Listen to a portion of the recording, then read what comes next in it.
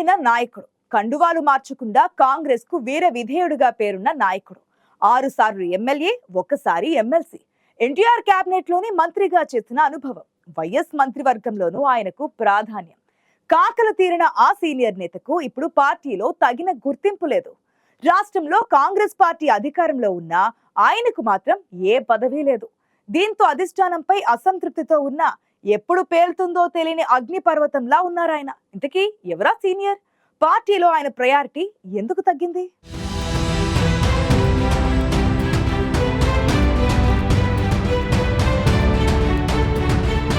కాంగ్రెస్ అధికారంలోకి వస్తే సీఎం పదవికి అర్హుడనే ప్రచారం జరిగింది.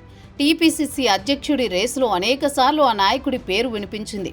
ఉమ్మడి కరీంనగర్ జిల్లాలో తనకంటూ ప్రత్యేక గుర్తింపు తెచ్చుకున్న సీనియర్ నాయకుడు జగిత్యాల జీవన్ రెడ్డి.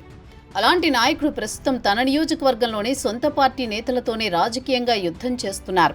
పార్టీ అధిష్టానం ఆయన సేవలిక చాలనుకుంటుందో ఏమో కానీ ఏమాత్రం గుర్తింపిస్తున్నట్టు కనిపించడం లేదు.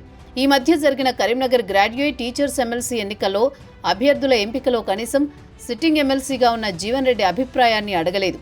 తిరిగి పోటీ చేయమని కూడా అగ్రనాయకత్వం కోరలేదంటున్నారు ఆయన అభిమానులు.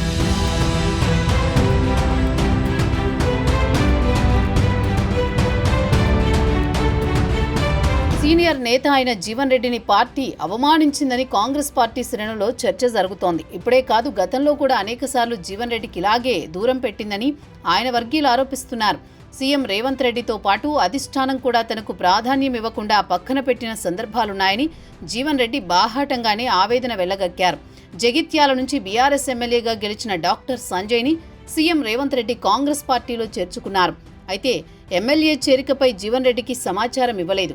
4 దశాబ్దాలకు పైగా జగిత్యాల కాంగ్రెస్ శ్రేణులతో అనుబంధం ఉన్న జీవన్ రెడ్డిని కాదని డాక్టర్ సంజయ్ని కాంగ్రెస్లో చేర్చుకున్నారు.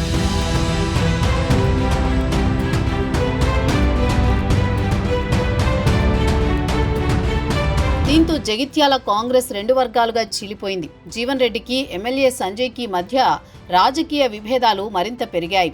అంతేకాదు, జీవన్ రెడ్డిని సీఎం రాజకీయంగా పక్కన పెట్టినట్టు ప్రచారం జరుగుతోంది. అసెంబ్లీ ఎన్నికల్లో తనను ఓడించిన రాజకీయ ప్రత్యర్థిని పార్టీలోకి ఆహ్వానించి పెద్దపీట వేయడాన్ని జీవన్ రెడ్డి జీర్ణించుకోలేకపోతున్నారు. ముఖ్య అనుచరుడు గంగారెడ్డి హత్యకు గురైనప్పటి నుంచి పార్టీ నాయకత్వంపై ఆయన రగిలిపోతున్నారు. గంగారెడ్డి హత్యతో ఆందోళనకు దిగిన జీవన్ రెడ్డి 40 ఏళ్ల రాజకీయ జీవితంలో పార్టీకి సేవలందించినందుకు ఇచ్చిన బహుమతి ఈ హత్యనా అని మండిపడ్డారు. పార్టీ వద్దు, పదవులు వద్దనే వైరాగ్య భావనతో జీవన్ రెడ్డి ఉన్నారని క్యాడర్లో చర్చ జరుగుతోంది. పార్టీ అధిష్టానంపై తీవ్ర అసంతృప్తితో ఉన్న జీవన్ రెడ్డి సుదీర్ఘ అనుబంధం ఉన్న కాంగ్రెస్తోనే ఉంటారా, పార్టీని వీడుతారా, లేదంటే రాజకీయాలు వదిలేసి సైలెంట్గా ఉండిపోతారో అనే చర్చ జరుగుతోంది.